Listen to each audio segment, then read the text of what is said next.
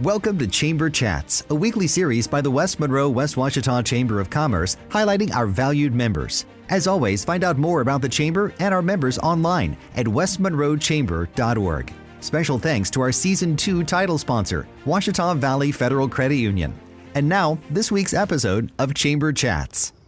Welcome everyone to this episode of Chamber Chats. I am in a beautiful place today with Pastor Shawn at McGuire Methodist Church. Well, thank you for joining us. Well, Chris, thanks for just making time to be here. We're always welcome, always glad to have the Chamber. It's so cool to see what's coming up this week is a major milestone for the church, and we want to get there in just a second.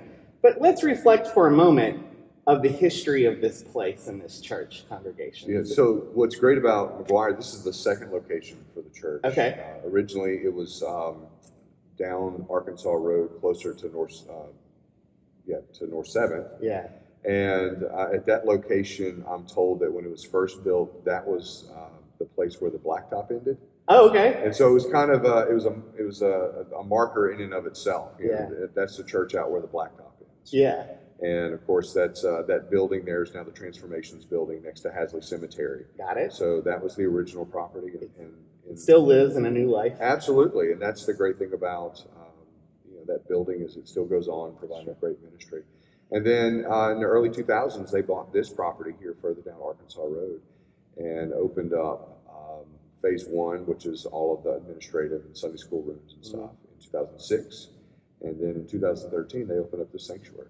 So relatively recently, yes, in the history of this church, which is now how many years old? Well, that's why we're celebrating. This October 2nd, we will celebrate our 75th anniversary. That's a pretty cool legacy. Yeah, it is. It's a special time to be pastor here, to be able to walk with these people through this time. Yeah.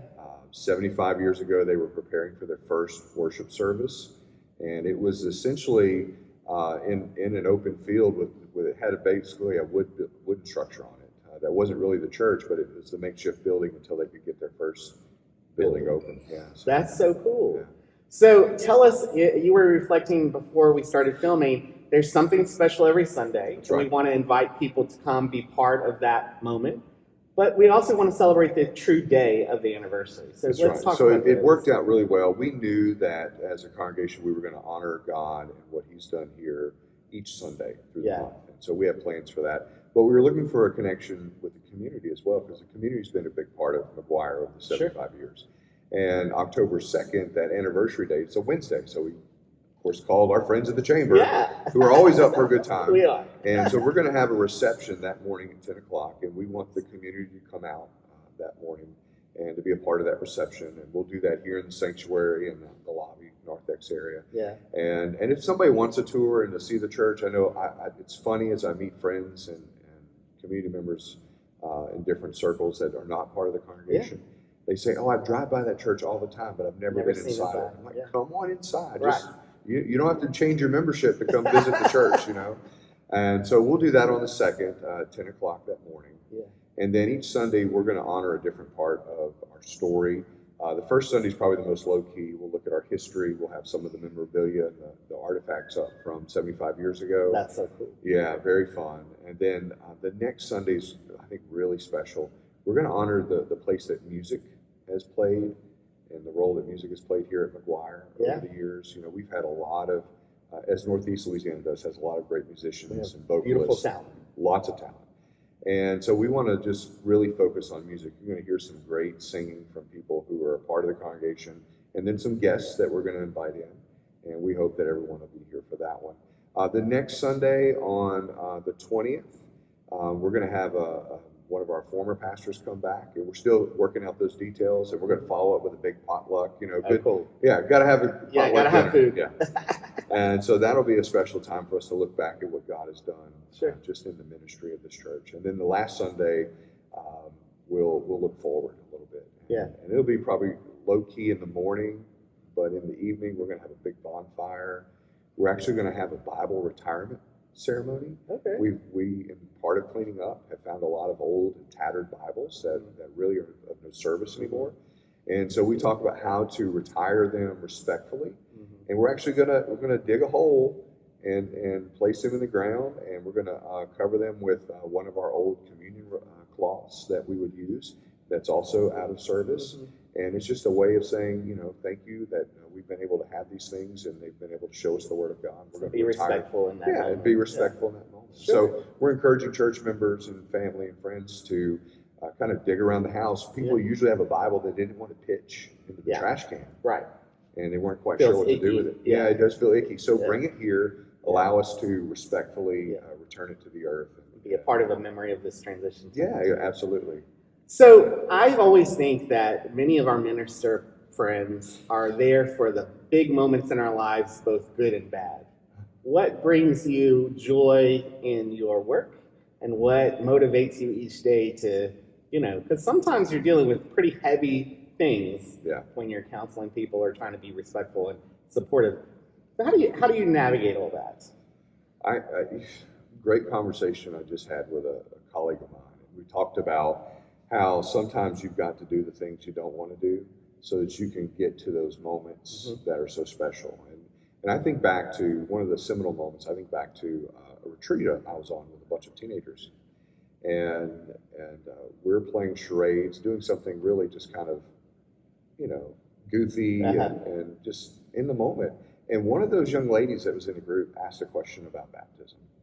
And for the next 20 minutes, we had just this great, serious, deep theological conversation. But totally organic. Totally organic. I could not have planned that in a million years. Yeah. And that moment will always be one of those moments like, okay, this is why I do what I do, because someone kind of peered beyond the superficial and the everyday, and they looked into their faith and what is really important. And they started to ask some real questions. Yeah. That's cool. Yeah. So moments where you get to have real conversations with people about what they believe and why they're doing things, and you get to see them make a pivot in their life and the direction.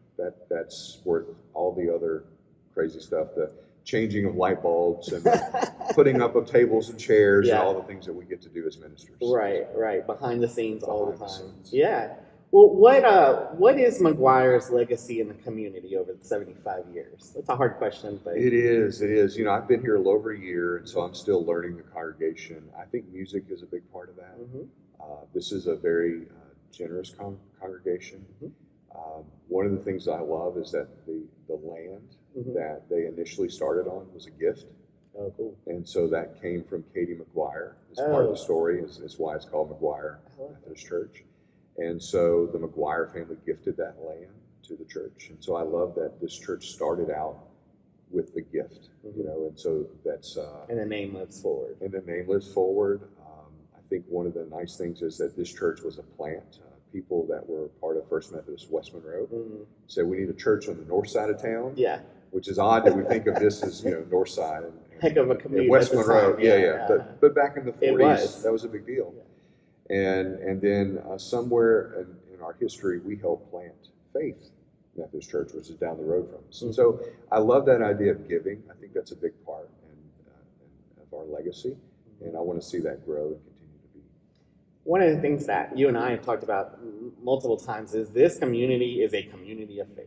Yeah. It is written into the fabric of who we are. What do you think your role and the church's role in that larger scope of community is?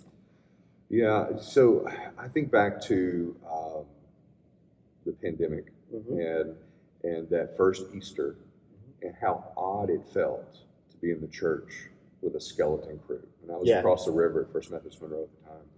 And I just remember thinking, this just doesn't feel right. Like the people of God should be together. Yep. And I think that is, giving people an opportunity to come together.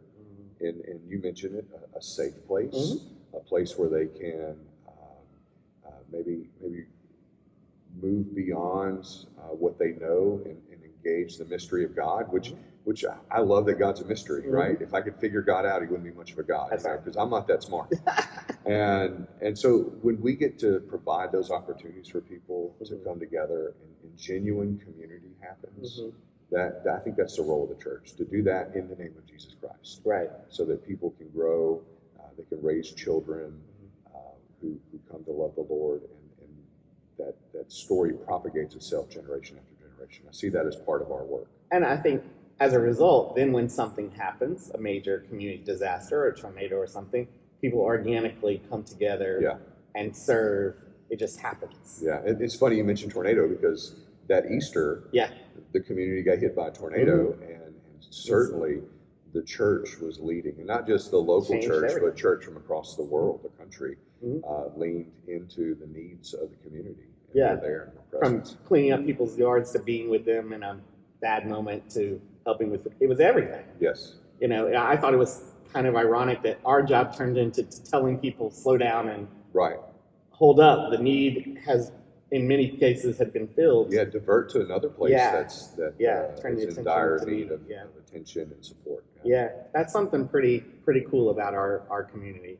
Well, let's reiterate though, we want people to come on these Sundays. How do we encourage people to get plugged in? So you should be able to find on McGuireMC.org. You should be able to find a page devoted to our 75th anniversary. And Sunday worship is at 10:30 in the morning. So each Sunday through October, we will honor what God has done here. We'd love for our friends in the community to be a part of that. Be plugged in. You can sneak away from your church family for a day. See, we won't. We'll write you a note. Hey, we're just borrowing. We're not keeping. That's right.